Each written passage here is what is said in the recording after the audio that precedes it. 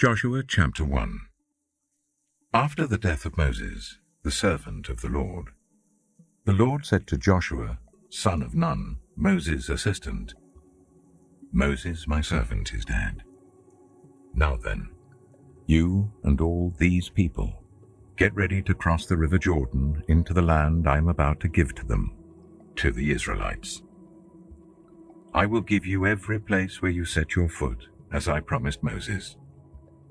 Your territory will extend from the desert to Lebanon, and from the great river, the Euphrates, all the Hittite country, to the Mediterranean Sea in the west.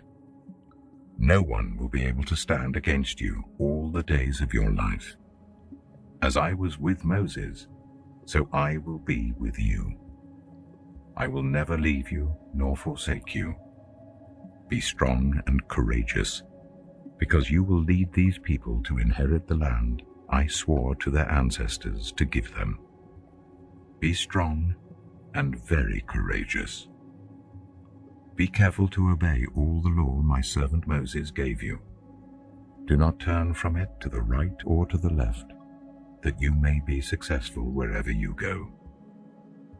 Keep this book of the law always on your lips. Meditate on it day and night, so that you may be careful to do everything written in it. Then you will be prosperous and successful. Have I not commanded you? Be strong and courageous.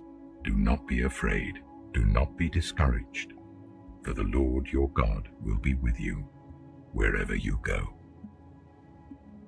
So Joshua ordered the officers of the people, go through the camp and tell the people, get your provisions ready. 3 days from now you will cross the Jordan here to go in and take possession of the land the Lord your God is giving you for your own. But to the Reubenites, the Gadites, and the half-tribe of Manasseh, Joshua said, remember the command that Moses the servant of the Lord gave you after he said, the Lord your God will give you rest by giving you this land. Your wives, your children, and your livestock may stay in the land that Moses gave you east of the Jordan, but all your fighting men, ready for battle, must cross over ahead of your fellow Israelites. You are to help them until the Lord gives them rest, as he has done for you, and until they too have taken possession of the land that the Lord your God is giving them. After that, you may go back and occupy your own land, which Moses, the servant of the Lord, gave you east of the Jordan, towards the sunrise. Then they answered Joshua, whatever you have commanded us, we will do, and wherever you send us, we will go. Just as we fully obeyed Moses, so we will obey you. Only may the Lord your God be with you, as he was with Moses. Whoever rebels against your word and does not obey it, whatever you may command them, will be put to death. Only be strong and courageous.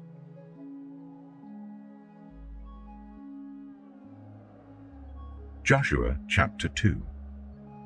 Then Joshua son of Nun secretly sent 2 spies from Shittim. Go, look over the land, he said, especially Jericho. So they went and entered the house of a prostitute named Rahab and stayed there. The king of Jericho was told, look, some of the Israelites have come here tonight to spy out the land. So the king of Jericho sent this message to Rahab, bring out the men who came to you and entered your house, because they have come to spy out the whole land. But the woman had taken the 2 men and hidden them. She said, yes, the men came to me, but I did not know where they had come from. At dusk, when it was time to close the city gate, they left. I don't know which way they went. Go after them quickly. You may catch up with them. But she had taken them up to the roof and hidden them under the stalks of flax she had laid out on the roof. So the men set out in pursuit of the spies on the road that leads to the fords of the Jordan, and as soon as the pursuers had gone out, the gate was shut. Before the spies lay down for the night, she went up on the roof and said to them, I know that the Lord has given this land to you, and that a great fear of you has fallen on us, so that all who live in this country are melting in fear because of you. We have heard how the Lord dried up the water of the Red Sea for you when you came out of Egypt, and what you did to Sihon and Og, the two kings of the Amorites east of the Jordan, whom you completely destroyed. When we heard of it, our hearts sank, and everyone's courage failed because of you. For the Lord your God is God in heaven above and on the earth below. Now then, please swear to me by the Lord that you will show kindness to my family, because I have shown kindness to you. Give me a sure sign that you will spare the lives of my father and mother, my brothers and sisters, and all who belong to them, and that you will save us from death. Our lives for your lives, the men assured her. If you don't tell what we are doing, we will treat you kindly and faithfully when the Lord gives us the land. So she let them down by a rope through the window, for the house she lived in was part of the city wall. She said to them, "Go to the hills so that the pursuers will not find you. Hide yourselves there for 3 days until they return, and then go on your way." Now the men had said to her, "This oath you made us swear will not be binding on us, unless, when we enter the land, you have tied this scarlet cord in the window through which you let us down, and unless you have brought your father and mother, your brothers, and all your family into your house. If any of them go outside your house into the street, their blood will be on their own heads. We will not be responsible. As for those who are in the house with you, their blood will be on our head if a hand is laid on them. But if you tell what we are doing, we will be released from the oath you made us swear." "Agreed," she replied. "Let it be as you say." So she sent them away, and they departed, and she tied the scarlet cord in the window. When they left, they went into the hills and stayed there 3 days, until the pursuers had searched all along the road and returned without finding them. Then the 2 men started back. They went down out of the hills, forded the river, and came to Joshua, son of Nun, and told him everything that had happened to them.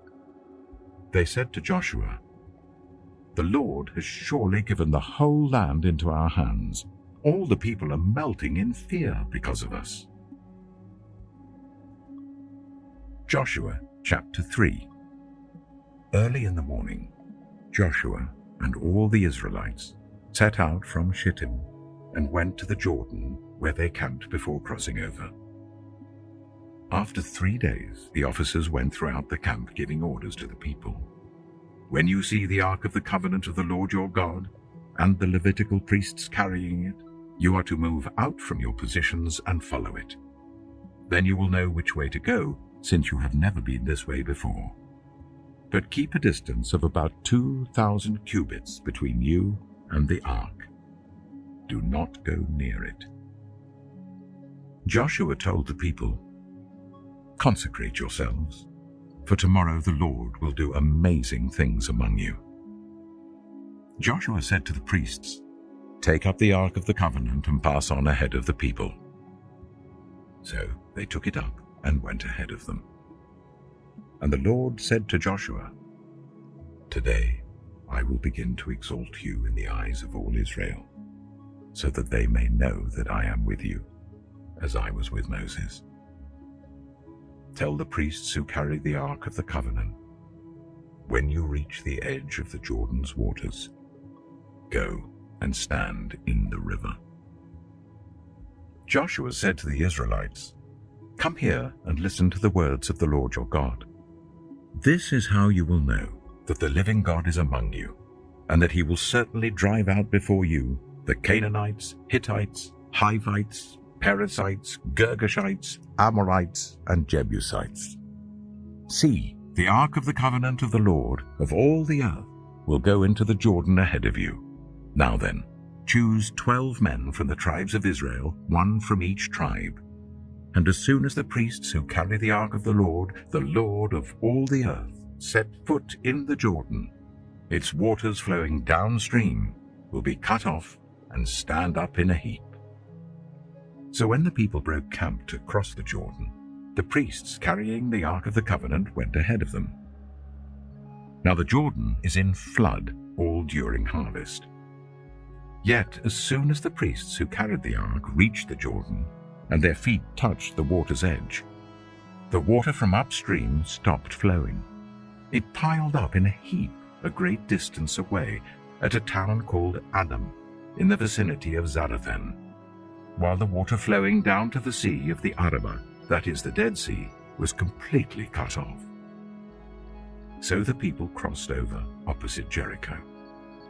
The priests who carried the Ark of the Covenant of the Lord stopped in the middle of the Jordan and stood on dry ground, while all Israel passed by until the whole nation had completed the crossing on dry ground. Joshua chapter 4. When the whole nation had finished crossing the Jordan, the Lord said to Joshua, "Choose 12 men from among the people, one from each tribe, and tell them to take up 12 stones from the middle of the Jordan, from right where the priests are standing, and carry them over with you and put them down at the place where you stay tonight." So Joshua called together the 12 men he had appointed from the Israelites, one from each tribe, and said to them, "Go over before the ark of the Lord your God into the middle of the Jordan. Each of you is to take up a stone on his shoulder, according to the number of the tribes of the Israelites, to serve as a sign among you. In the future, when your children ask you, 'What do these stones mean?' tell them that the flow of the Jordan was cut off before the Ark of the Covenant of the Lord. When it crossed the Jordan, the waters of the Jordan were cut off. These stones are to be a memorial to the people of Israel forever." So the Israelites did as Joshua commanded them. They took 12 stones from the middle of the Jordan, according to the number of the tribes of the Israelites, as the Lord had told Joshua, and they carried them over with them to their camp, where they put them down. Joshua set up the 12 stones that had been in the middle of the Jordan at the spot where the priests who carried the Ark of the Covenant had stood, and they are there to this day. Now the priests who carried the ark remained standing in the middle of the Jordan until everything the Lord had commanded Joshua was done by the people, just as Moses had directed Joshua. The people hurried over, and as soon as all of them had crossed, the ark of the Lord and the priests came to the other side while the people watched. The men of Reuben, Gad, and the half-tribe of Manasseh crossed over, ready for battle, in front of the Israelites, as Moses had directed them. About 40,000 armed for battle crossed over before the Lord to the plains of Jericho for war. That day the Lord exalted Joshua in the sight of all Israel, and they stood in awe of him all the days of his life, just as they had stood in awe of Moses. Then the Lord said to Joshua, "Command the priests carrying the Ark of the Covenant law to come up out of the Jordan." So Joshua commanded the priests, "Come up out of the Jordan." And the priests came up out of the river carrying the Ark of the Covenant of the Lord. No sooner had they set their feet on the dry ground than the waters of the Jordan returned to their place and ran in flood as before. On the 10th day of the first month, the people went up from the Jordan and camped to Gilgal on the eastern border of Jericho. And Joshua set up at Gilgal the 12 stones they had taken out of the Jordan. He said to the Israelites, "In the future, when your descendants ask their parents, 'What do these stones mean?' tell them, 'Israel crossed the Jordan on dry ground. For the Lord your God dried up the Jordan before you until you had crossed over. The Lord your God did to the Jordan what he had done to the Red Sea when he dried it up before us until we had crossed over.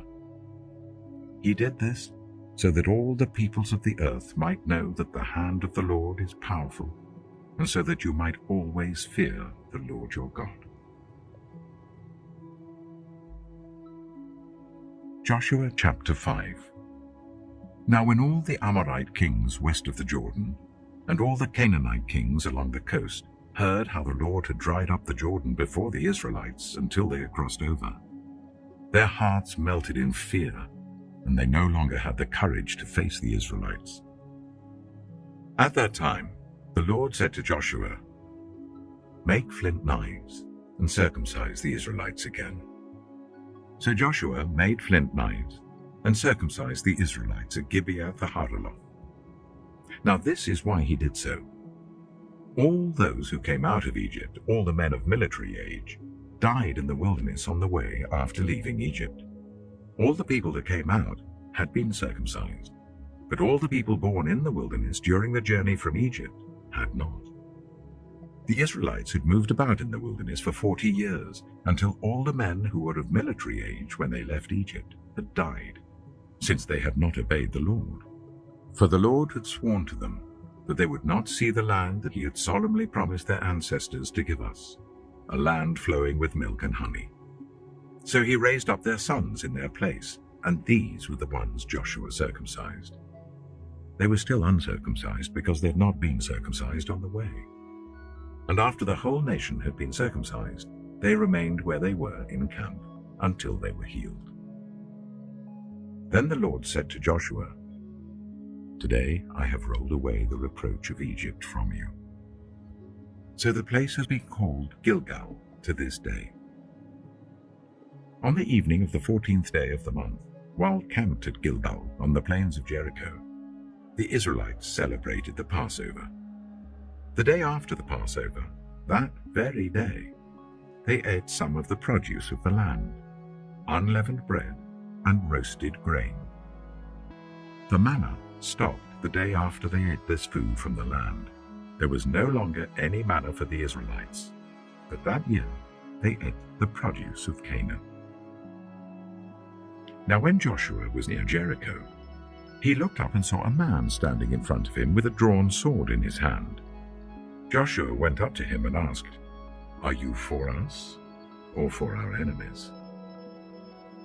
"Neither," he replied, "but as commander of the army of the Lord I have now come." Then Joshua fell face down to the ground in reverence and asked him, "What message does my Lord have for his servant?" The commander of the Lord's army replied, "Take off your sandals, for the place where you are standing is holy." And Joshua did so. Joshua chapter 6. Now the gates of Jericho were securely barred because of the Israelites. No one went out and no one came in. Then the Lord said to Joshua, "See, I have delivered Jericho into your hands along with its king and its fighting men. March round the city once with all the armed men. Do this for 6 days. Make 7 priests carry trumpets of ram's horns in front of the ark. On the 7th day, march round the city 7 times with the priests blowing the trumpets. When you hear them sound a long blast on the trumpets, make the whole army give a loud shout. Then the wall of the city will collapse and the army will go up, everyone straight in." So Joshua, son of Nun, called the priests and said to them, "Take up the ark of the covenant of the Lord and make 7 priests carry trumpets in front of it."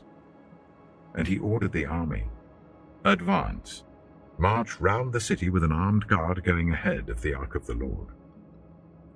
When Joshua had spoken to the people, the 7 priests carrying the 7 trumpets before the Lord went forwards, blowing their trumpets, and the ark of the Lord's covenant followed them.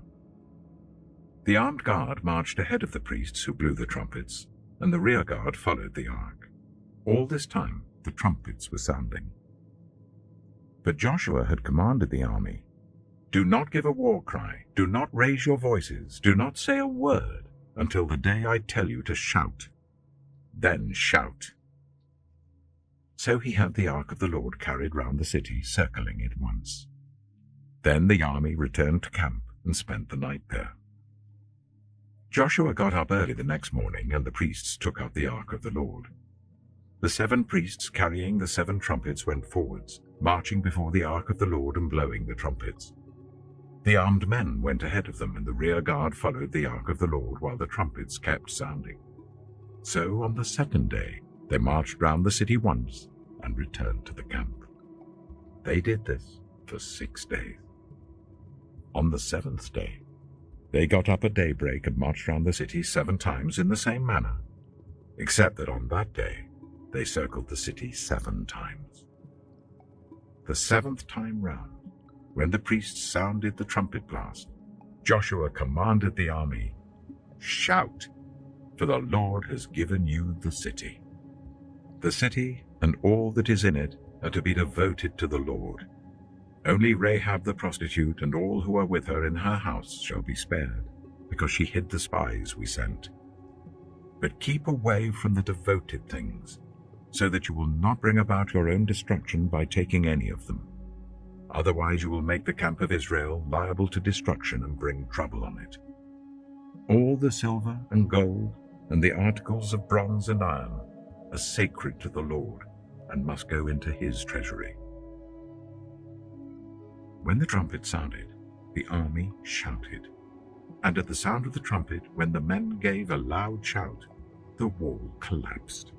So everyone charged straight in, and they took the city.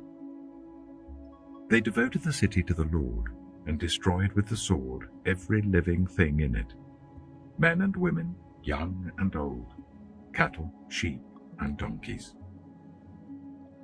Joshua said to the 2 men who had spied out the land, "Go into the prostitute's house and bring her out, and all who belong to her, in accordance with your oath to her." So the young men who had done the spying went in and brought out Rahab, her father and mother, her brothers and sisters, and all who belonged to her. They brought out her entire family and put them in a place outside the camp of Israel. Then they burned the whole city and everything in it, but they put the silver and gold and the articles of bronze and iron into the treasury of the Lord's house. But Joshua spared Rahab the prostitute, with her family and all who belonged to her, because she hid the men Joshua had sent as spies to Jericho, and she lives among the Israelites to this day. At that time, Joshua pronounced this solemn oath: "Cursed before the Lord is the one who undertakes to rebuild this city, Jericho. At the cost of his firstborn son, he will lay its foundations. At the cost of his youngest, he will set up its gates." So the Lord was with Joshua, and his fame spread throughout the land. Joshua chapter 7. But the Israelites were unfaithful in regard to the devoted things. Achan, son of Carmi, the son of Zimri, the son of Zerah, of the tribe of Judah, took some of them. So the Lord's anger burned against Israel. Now Joshua sent men from Jericho to Ai, which is near Beth-aven, to the east of Bethel, and told them, "Go up and spy out the region." So the men went up and spied out Ai.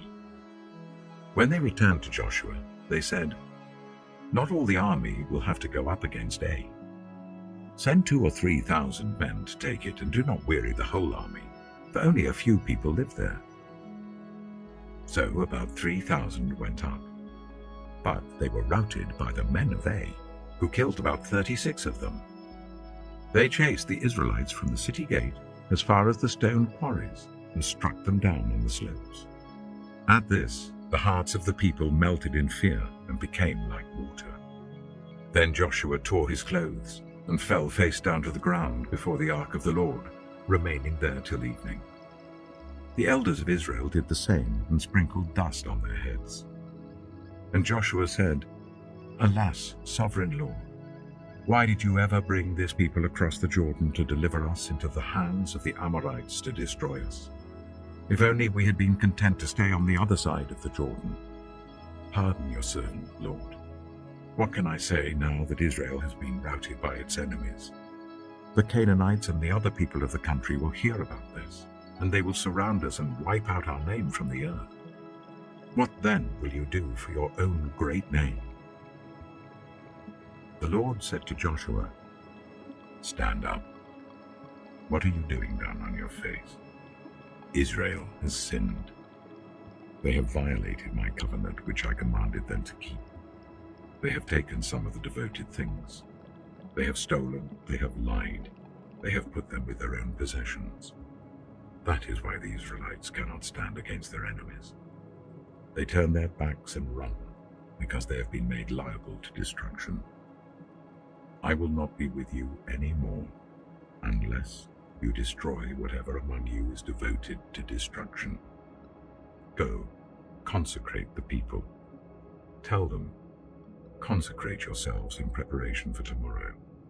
For this is what the Lord, the God of Israel, says. There are devoted things among you, Israel. You cannot stand against your enemies until you remove them. In the morning, present yourselves tribe by tribe. The tribe that the Lord chooses shall come forward, clan by clan. The clan that the Lord chooses shall come forward, family by family. And the family that the Lord chooses shall come forward, man by man.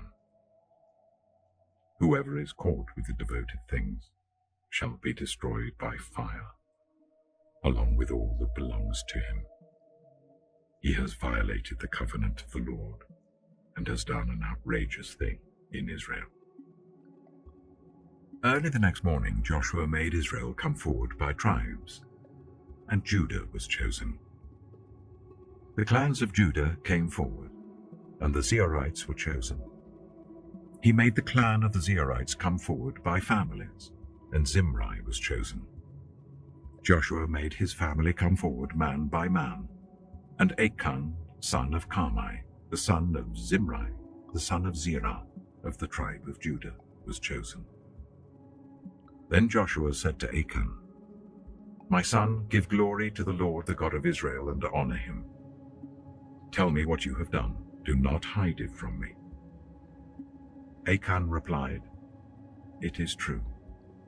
I have sinned against the Lord, the God of Israel. This is what I have done. When I saw in the plunder a beautiful robe from Babylonia, 200 shekels of silver and a bar of gold weighing 50 shekels, I coveted them and took them. They are hidden in the ground inside my tent with the silver underneath." So Joshua sent messengers, and they ran to the tent, and there it was, hidden in his tent with the silver underneath. They took the things from the tent, brought them to Joshua and all the Israelites, and spread them out before the Lord.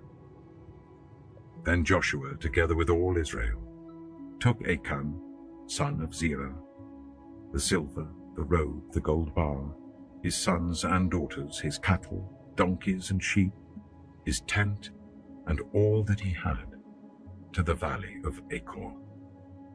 Joshua said, "Why have you brought this trouble on us? The Lord will bring trouble on you today." Then all Israel stoned him, and after they had stoned the rest, they burned them. Over Achan they heaped up a large pile of rocks, which remains to this day. Then the Lord turned from his fierce anger. Therefore that place has been called the Valley of Achor ever since. Joshua chapter 8. Then the Lord said to Joshua, "Do not be afraid, do not be discouraged. Take the whole army with you and go up and attack Ai. For I have delivered into your hands the king of Ai, his people, his city, and his land. You shall do to Ai and its king as you did to Jericho and its king, except that you may carry off their plunder and livestock for yourself. Set an ambush behind the city." So Joshua and the whole army moved out to attack Ai. He chose 30,000 of his best fighting men and sent them out at night, with these orders: "Listen carefully. You are to set an ambush behind the city. Don't go very far from it. All of you be on the alert. I and all those with me will advance on the city, and when the men come out against us, as they did before, we will flee from them. They will pursue us until we have lured them away from the city, for they will say, 'They are running away from us as they did before.' So when we flee from them, you are to rise up from ambush and take the city. The Lord your God will give it into your hand. When you have taken the city, set it on fire. Do what the Lord has commanded. See to it You have my orders." Then Joshua sent them off, and they went to the place of ambush and lay in wait between Bethel and Ai, to the west of Ai. But Joshua spent that night with the people. Early the next morning, Joshua mustered his army, and he and the leaders of Israel marched before them to Ai. The entire force that was with him marched up and approached the city and arrived in front of it. They set up camp north of Ai, with the valley between them and the city. Joshua had taken about 5,000 men and set them in ambush between Bethel and Ai, to the west of the city. So the soldiers took up their positions, with the main camp to the north of the city and the ambush to the west of it. That night Joshua went into the valley. When the king of Ai saw this, he and all the men of the city hurried out early in the morning to meet Israel in battle at a certain place overlooking the Arabah. But he did not know that an ambush had been set against him behind the city. Joshua and all Israel let themselves be driven back before them, and they fled towards the wilderness. All the men of Ai were called to pursue them, and they pursued Joshua and were lured away from the city. Not a man remained in Ai or Bethel who did not go after Israel. They left the city open and went in pursuit of Israel. Then the Lord said to Joshua, "Hold out towards Ai the javelin that is in your hand, for into your hand I will deliver the city." So Joshua held out towards the city the javelin that was in his hand. As soon as he did this, the men in the ambush rose quickly from their position and rushed forward. They entered the city and captured it and quickly set it on fire. The men of Ai looked back and saw the smoke of the city rising up into the sky, but they had no chance to escape in any direction. The Israelites who had been fleeing towards the wilderness had turned back against their pursuers. For when Joshua and all Israel saw that the ambush had taken the city, and that smoke was going up from the city, they turned round and attacked the men of Ai. Those in the ambush also came out of the city against them, so that they were caught in the middle with Israelites on both sides. Israel cut them down, leaving them neither survivors nor fugitives. But they took the king of Ai alive and brought him to Joshua. When Israel had finished killing all the men of Ai in the fields and in the wilderness where they had chased them, and when every one of them had been put to the sword, all the Israelites returned to Ai and killed those who were in it. 12,000 men and women fell that day, all the people of Ai. For Joshua did not draw back the hand that held out his javelin until he had destroyed all who lived in Ai. But Israel did carry off for themselves the livestock and plunder of this city, as the Lord had instructed Joshua. So Joshua burned Ai and made it a permanent heap of ruins, a desolate place to this day. He impaled the body of the king of Ai on a pole and left it there until evening. At sunset, Joshua ordered them to take the body from the pole and throw it down at the entrance of the city gate. And they raised a large pile of rocks over it, which remain to this day. Then Joshua built on Mount Ebal an altar to the Lord, the God of Israel, as Moses the servant of the Lord had commanded the Israelites. He built it according to what is written in the book of the law of Moses, an altar of uncut stones, on which no iron tool had been used. On it they offered to the Lord burnt offerings and sacrificed fellowship offerings. There, in the presence of the Israelites, Joshua wrote on stones a copy of the law of Moses. All the Israelites, with their elders, officials, and judges, were standing on both sides of the Ark of the Covenant of the Lord, facing the Levitical priests who carried it. Both the foreigners living among them and the native-born were there. Half of the people stood in front of Mount Gerizim, and half of them in front of Mount Ebal, as Moses the servant of the Lord had formerly commanded, when he gave instructions to bless the people of Israel. Afterwards Joshua read all the words of the law, the blessings and the curses, just as it is written in the book of the law. There was not a word of all that Moses had commanded that Joshua did not read to the whole assembly of Israel. including the women and children and the foreigners who lived among them.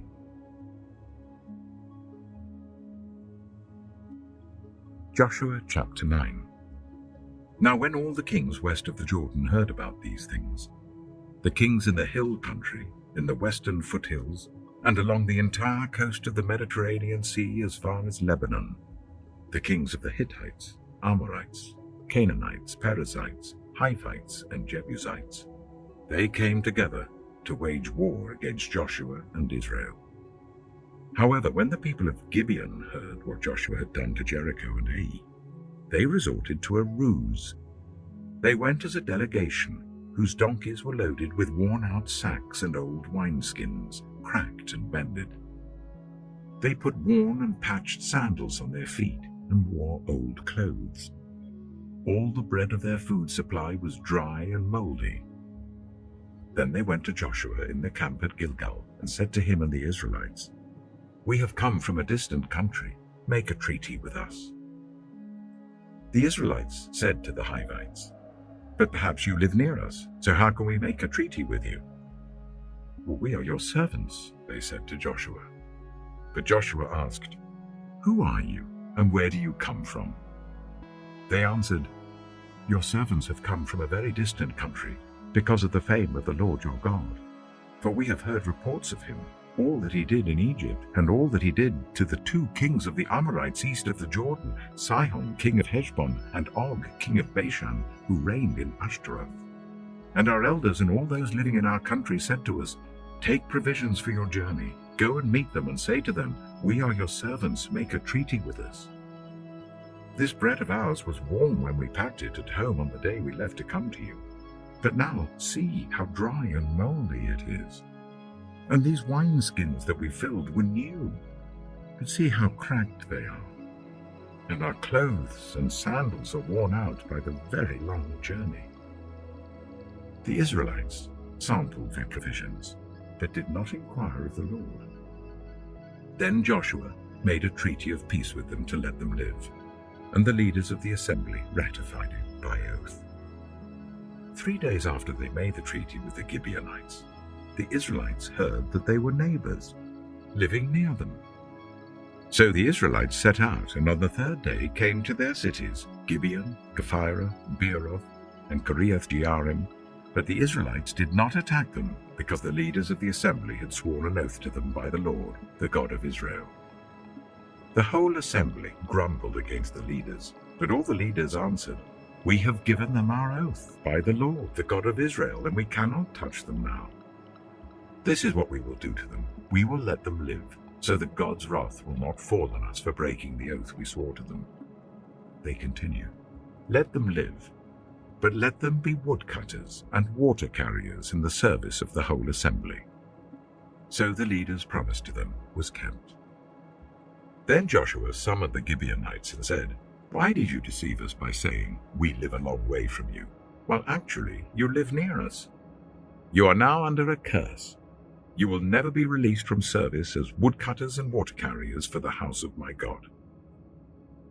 They answered Joshua, "Your servants were clearly told how the Lord your God had commanded his servant Moses to give you the whole land and to wipe out all its inhabitants from before you. So we feared for our lives because of you, and that is why we did this. We are now in your hands. Do to us whatever seems good and right to you." So Joshua saved them from the Israelites, and they did not kill them. That day he made the Gibeonites woodcutters and water carriers for the assembly, to provide for the needs of the altar of the Lord at the place the Lord would choose. And that is what they are to this day. Joshua chapter 10. Now Adonai-Zedek, king of Jerusalem, heard that Joshua had taken Ai and totally destroyed it, doing to Ai and its king as he had done to Jericho and its king, and that the people of Gibeon had made a treaty of peace with Israel and had become their allies. He and his people were very much alarmed at this, because Gibeon was an important city, like one of the royal cities. It was larger than Ai, and all its men were good fighters. So Adonai-Zedek, king of Jerusalem, appealed to Hoham, king of Hebron, Piram, king of Jarmuth, Japhiah, king of Lachish, and Debir, king of Eglon. "Come up and help me attack Gibeon," he said, "because it has made peace with Joshua and the Israelites." Then the 5 kings of the Amorites, the kings of Jerusalem, Hebron, Jarmuth, Lachish, and Eglon, joined forces. They moved up with all their troops and took up positions against Gibeon and attacked it. The Gibeonites then sent word to Joshua in the camp at Gilgal, "Do not abandon your servants. Come up to us quickly and save us. Help us, because all the Amorite kings from the hill country have joined forces against us." So Joshua marched up from Gilgal with his entire army, including all the best fighting men. The Lord said to Joshua, "Do not be afraid of them. I have given them into your hand. Not one of them will be able to withstand you." After an all-night march from Gilgal, Joshua took them by surprise. The Lord threw them into confusion before Israel. So Joshua and the Israelites defeated them completely at Gibeon. Israel pursued them all along the road going up to Beth-horon, and cut them down all the way to Azekah and Makkedah. As they fled before Israel on the road down from Beth-horon to Azekah, the Lord hurled large hailstones down on them, and more of them died from the hail than were killed by the swords of the Israelites. On the day the Lord gave the Amorites over to Israel, Joshua said to the Lord in the presence of Israel, "Sun, stand still over Gibeon, and you, moon, over the valley of Ajalon." So the sun stood still, and the moon stopped, till the nation avenged itself on its enemies, as it is written in the book of Jasher. The sun stopped in the middle of the sky and delayed going down about a full day. There has never been a day like it before or since, a day when the Lord listened to a human being. Surely the Lord was fighting for Israel. Then Joshua returned with all Israel to the camp at Gilgal. Now the 5 kings had fled and hidden in the cave of Makkedah. When Joshua was told that the 5 kings had been found hiding in the cave of Makkedah, he said, "Roll large rocks up to the mouth of the cave and post some men there to guard it. But don't stop. Pursue your enemies. Attack them from the rear, and don't let them reach their cities, for the Lord your God has given them into your hand." So Joshua and the Israelites defeated them completely, but a few survivors managed to reach their fortified cities. The whole army then returned safely to Joshua in the camp at Makkedah, and no one uttered a word against the Israelites. Joshua said, "Open the mouth of the cave and bring those 5 kings out to me."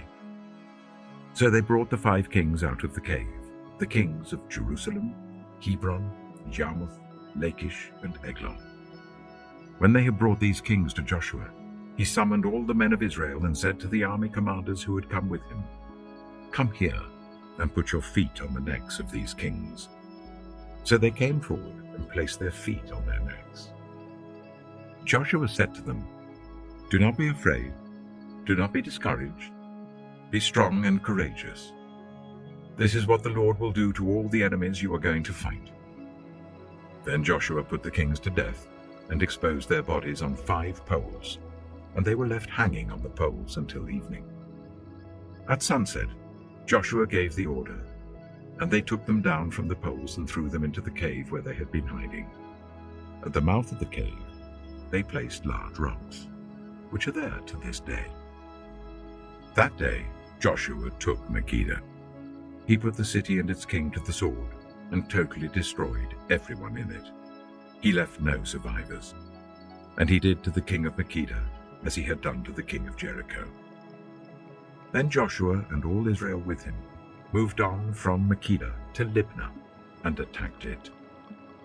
The Lord also gave that city and its king into Israel's hand. The city and everyone in it Joshua put to the sword. He left no survivors there, and he did to its king as he had done to the king of Jericho. Then Joshua and all Israel with him moved on from Libnah to Lachish. He took up positions against it and attacked it. The Lord gave Lachish into Israel's hands, and Joshua took it on the 2nd day. The city and everyone in it he put to the sword just as he had done to Libnah.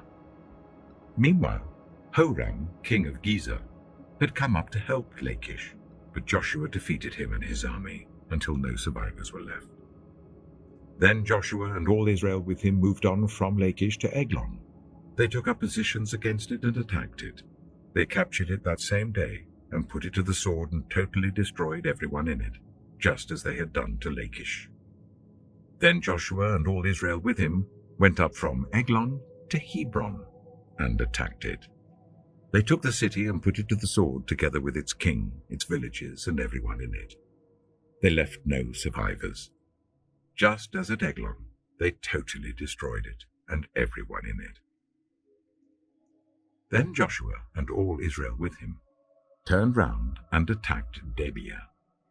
They took the city, its king, and its villages, and put them to the sword.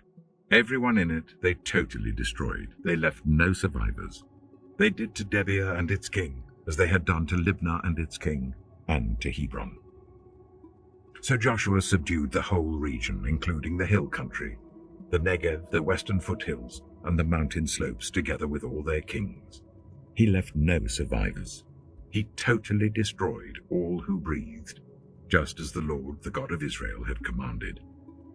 Joshua subdued them from Kadesh Barnea to Gaza, and from the whole region of Goshen to Gibeon. All these kings and their lands Joshua conquered in one campaign, because the Lord, the God of Israel, fought for Israel. Then Joshua returned with all Israel to the camp at Gilgal. Joshua chapter 11.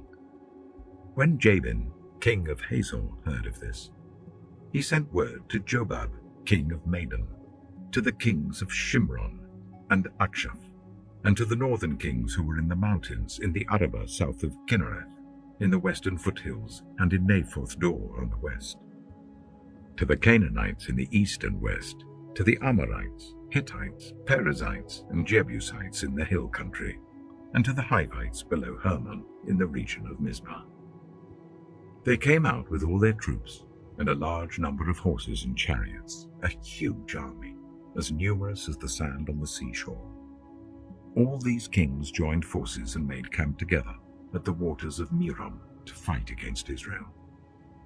The Lord said to Joshua, "Do not be afraid of them, because by this time tomorrow I will hand all of them slain over to Israel. You are to hamstring their horses and burn their chariots." So Joshua and his whole army came against them suddenly at the waters of Merom and attacked them, and the Lord gave them into the hand of Israel.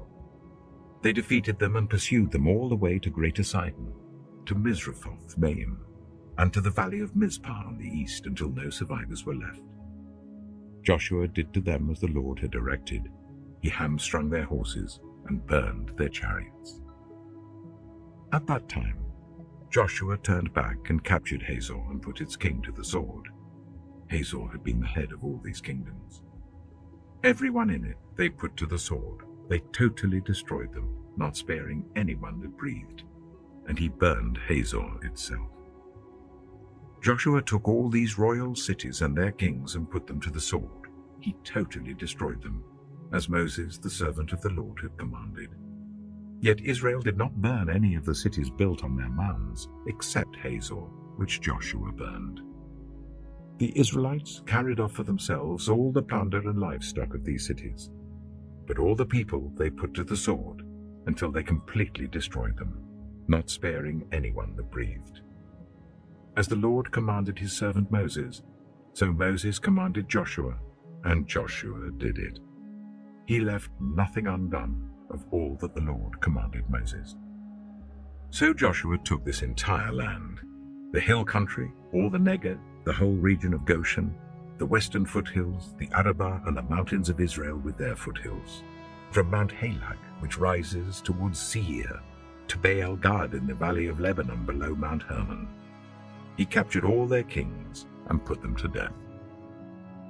Joshua waged war against all these kings for a long time.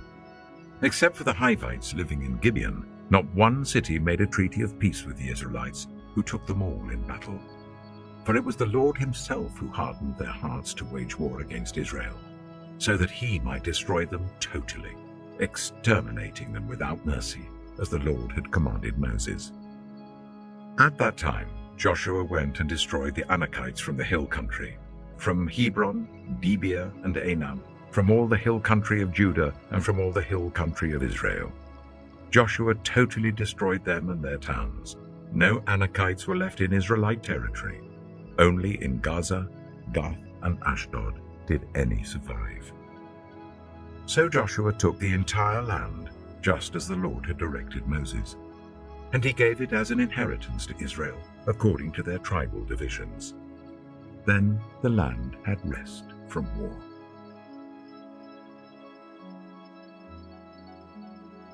Joshua chapter 12.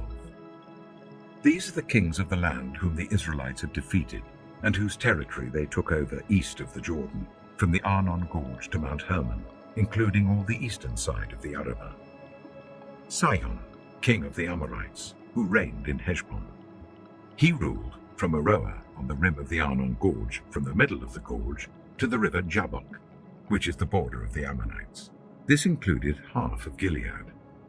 He also ruled over the eastern Arabah, from the Sea of Galilee to the Sea of Arabah, that is the Dead Sea, to Beth Jeshimoth, and then southward below the slopes of Pisgah. And the territory of Og, king of Bashan, one of the last of the Rephaites, who reigned in Ashtaroth and Edrei.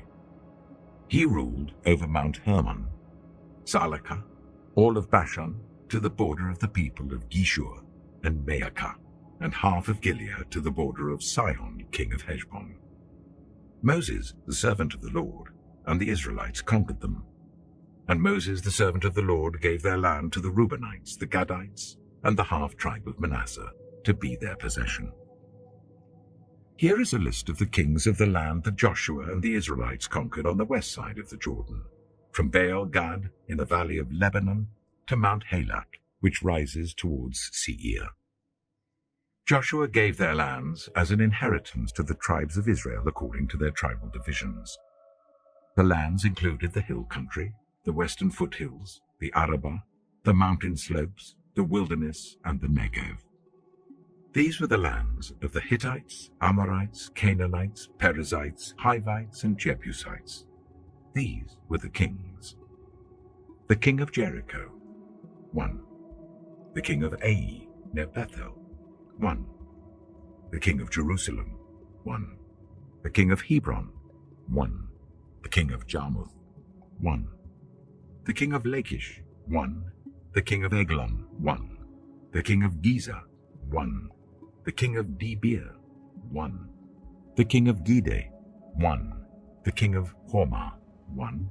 The king of Arad, 1. The king of Libnah, 1. The king of Adullam, 1. The king of Makkedah, 1. The king of Bethel, 1. The king of Tappuah, 1. The king of Hepher, 1. The king of Aphek, 1. The king of Lasharon, 1. The king of Madon, 1. The king of Hazel, 1. The king of Shimron Meron, 1. The king of Akshaph, 1. The king of Teanach, 1. The king of Megiddo, 1. The king of Kedesh, 1. The king of Jokneam in Carmel, 1. The king of Dor in Naphoth Dor, 1. The king of Goyim in Gilgal, 1. The king of Tirzah, 1. 31 kings in all. Joshua chapter 13. When Joshua had grown old, the Lord said to him, "You are now very old, and there are still very large areas of land to be taken over. This is the land that remains, all the regions of the Philistines and Geshurites, from the river Shihor on the east of Egypt to the territory of Ekron in the north, all of it counted as Canaanite, though held by 5 Philistine rulers in Gaza, Ashdod, Ashkelon, Gath, and Ekron.